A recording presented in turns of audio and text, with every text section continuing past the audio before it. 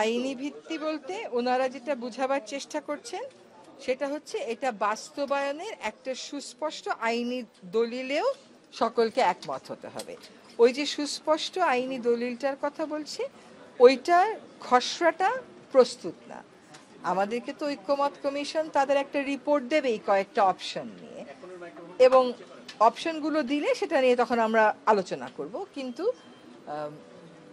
NCP আপাতত স্বাক্ষর করেনি, কিন্তু এনসিপি প্রথম থেকে ঐক্যমত কমিশনের সবকটা মিটিংয়েই ছিল, সবকটা জিনিসেই তারা স্বাক্ষর করেছেন। তারা যে জিনিসটা বলেছেন যে বাস্তবায়নের একেবারে কংক্রিট আইনি রূপরেখা, এইটা নিয়ে যখন ঐক্যমত কমিশন সরকারের কাছে রিপোর্টটা দিবে তখন সরকার একটা পজিশনে যাবে বলবার জন্য যে আসলে কোন পথটার কথা আমরা ভাববো। ঐক্যমত কমিশন সেই রিপোর্টটা তো এখনো দেয় নাই। সেটা একটা আইন হবে না, কিন্তু এটার একটা যাতে ভিত্তি থাকে যে আমরা এই আইনটা করব, এবং আমাদের এরকম তিন জোটের রূপরেখার মতন না হয়ে যায়, সেটাই তারা চেষ্টা করছেন। বিএনপি ভিন্ন মত দেখিয়েছে, কিন্তু এনসিপি আসলে বারবারই জুলাই সনদের কথা বলেছে। মাস পিপলের কাছে তো বার্তাটা কি ভিন্ন যাচ্ছে না? মাস পিপলের সাথে তো এনসিপি নিজের মতন করে কথা বলছে। এনসিপি তো একটা রাজনৈতিক দল, তারা নিজের মতন করে তো মাস পিপলকে তাদের বার্তাটা দিচ্ছে। তারা নিশ্চয়ই তাদের পজিশন ক্লিয়ার করবে। মাস পিপলের কাছে আমাদের পক্ষ থেকে বার্তা যাওয়ার কিছু নাই। যে রাজনৈতিক দলের যে অবস্থান তার সপক্ষে মাস পিপলকে তারা কি বলতে চান সেটা তারাই বলবেন, এবং এনসিপি তো সেটা বুঝাচ্ছে যে আমরা চাচ্ছি যে বাস্তবায়নের রূপরেখাটাও একবারে এগ্রিড আপন হয়েই এই দলিলে আসুক। আপা, ফেব্রুয়ারিতে যদি ইলেকশন হয়, মাঝে মানে 4 মাসের মতো বা মোর দ্যান 4 মাস আছে সময়, একটার পর একটা নাশকতা ঘটছে। গতকালকে শাহজালাল আন্তর্জাতিক বিমানবন্দর, এটা কি আসলে নাশকতা নাকি অন্য কোনো কিছু, নাকি নির্বাচনকে আসলে বাধাগ্রস্ত করার কোনো একটা?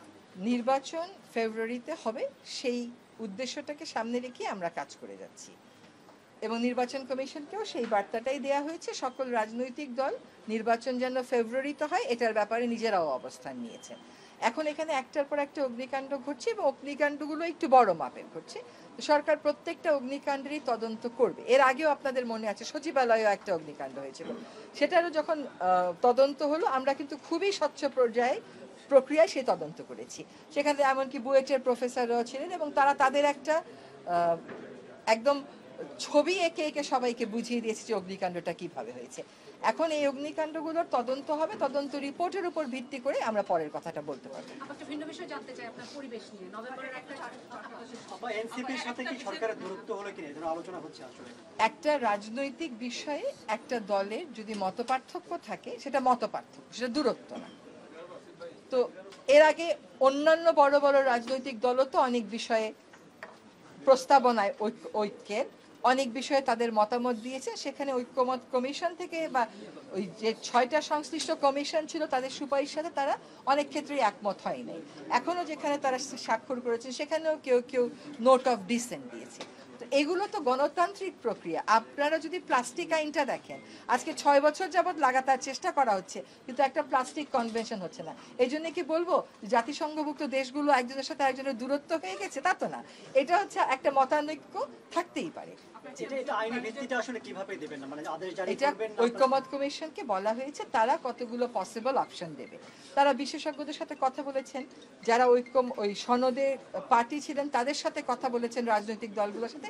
এখন ঐক্যমত কমিশন আমাদেরকে কয়েকটা নিশ্চয়ই সুপারিশ দেবে, ওটা দেখে বুঝে পরের কথা বলা যাবে।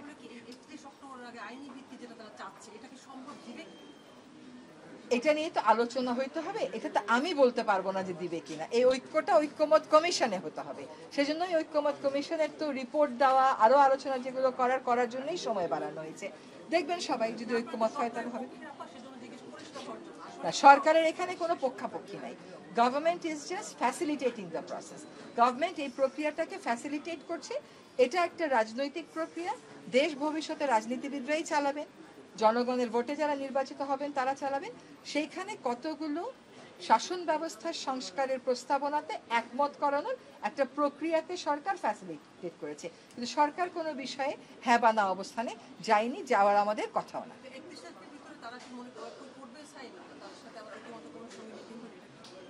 তাদের সাথে যেমন তারাও আমাদের সাথে কথা বলবেন, বা আমাদের সাথে তো না, ঐক্যমত কমিশনের সাথে কথা বলবেন। ঐক্যমত কমিশন এবং তারা মিলে যদি প্রস্তাবনা তাদের মতন করে ঝুঁকাতে পারেন তখন হয়তো তারা সাইন করবেন। যদি সেটাতে অন্যরকম কিছু হয়, যে কোনো একটা প্রক্রিয়াতেই সব পক্ষকেই একটা সমঝোতায় আসতে হয়। তো সময় যেহেতু বাড়ানো হয়েছে, আমি আশাবাদী যে ভালো কিছু হবে ইনশাআল্লাহ।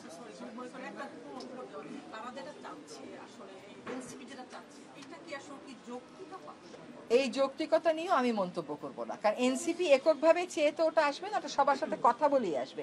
যখন সকল রাজনৈতিক ফোর্স এক হয়ে কোনো একটা বিষয়ে একমত হয়, সেইটাকে আমি সঠিক বা বেঠিক কেমন করে বলবো? যে রাজনৈতিক প্রক্রিয়াতে রাজনৈতিক শক্তিগুলো যদি একমত পোষণ করে, তাহলে এটা তাদের ঐক্য ধরে নিয়ে আমরা সঠিক ধরে নেব। এখানে সরকার সঠিক বা বেঠিক বলবে না। অনেকে বলছে এই ইস্যুগুলো নিয়ে এই ইস্যুগুলো তৈরি করা হচ্ছে যাতে নির্বাচন পিছিয়ে যায় বা না হয়। শোনেন, আপনি ধর অনেক বছর তো নির্বাচন সেরকম ভাবে হয়নি।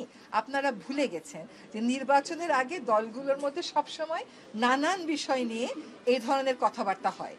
যেমন ধরেন, একটা আসন যদি পুনর্বণ্টন করে, আসনের সীমানা বাড়ায়, এটা নিয়েও হাইকোর্টে গিয়ে মামলা হয়, কোনো কোনো সময় স্টেই হয়। তার জন্য কি নির্বাচন বানচাল হয়ে যায়? নির্বাচন স্থগিত থাকে?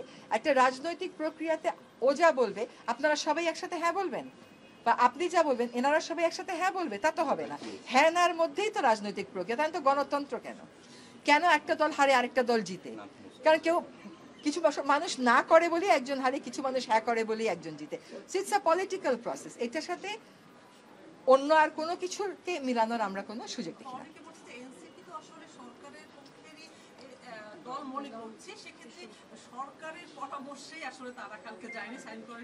এইটা একেবারেই ভিত্তিহীন কথা। বাংলাদেশে না ষড়যন্ত্র তত্ত্ব বলে একটা তত্ত্ব মোটামুটি প্রতিষ্ঠিত, এবং সরকার যেখানে সরকার প্রধান ওই রকম বৈরী আবহাওয়ায় দাঁড়িয়ে বসে স্বাক্ষর করেছেন, সেখানে সরকার এই জাতীয় পরামর্শ দিবে এর ন্যূনতম প্রমাণও তো কেউ দাঁড়ি করাতে পারবে না। সন্দেহ সৃষ্টির জন্য কিছু কথা বলে দেওয়া হয়। রাজনীতিতে এমনও তো কিছু পক্ষ আছে যারা সবসময় কনস্পিরেসি থিওরিতে চলে। এটা একটা কনস্পিরেসি থিওরি বাদে আর কোনো কিছু না।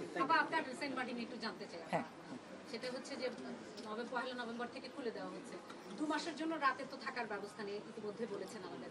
কে বলেছে? নাইট স্টের ব্যবস্থা নেই বিমান থেকে, সেদিন আমাদেরকে একটা প্রেস আচ্ছা, এখন বিমান আসলে ওই বিষয়ে প্রেস কনফারেন্স করেনি আপনাদের সাথে, বিমান ট্যুরিজম বিষয়ে করেছে। সেন্ট মার্টিন কখনো বন্ধ না, ব্যাপারটা বুঝবেন। This is a wrong question to ask. আপনি এখন যান সেন্ট মার্টিনের, প্রবলেম কি? কেউ তো মানা করছে না আপনাকে, কিন্তু কথা হচ্ছে যে যেই 4টা মাস সেন্ট মার্টিনে পর্যটন চলে, সেই 4টা মাসে আমরা কিছু নিয়ন্ত্রণ দিয়েছি পর্যটনের উপরে। এটা কিন্তু কেবল সেন্ট মার্টিন না, যেমন আপনি সুন্দরবনেও কয়েক মাস বন্ধ থাকে, সেটা নিয়ে কেউ কথা বলে না। সেন্ট মার্টিনটাকে শুধু কি একটা নানান রং চং চড়িয়ে বলা হচ্ছে। সেন্ট মার্টিনে আমরা এবং পর্যটন মন্ত্রণালয় একসাথে বসে একটা সিদ্ধান্ত দেব। আমরা রাত্রি যাপনেরও অনুমতি দেব, কিন্তু কোন মাস থেকে কোন মাসে সেটা আমরা একসাথে বসে ঠিক করতে হবে। কারণ এবারের রেগুলেশনটা, যেমন ট্যুরিজম মিনিস্ট্রি টিকেটিংটা রেগুলেট করবে, তাদের ওই অ্যাপটা প্রস্তুত হবে, তারপরে এই সিদ্ধান্তটা আমরা দিতে পারবো।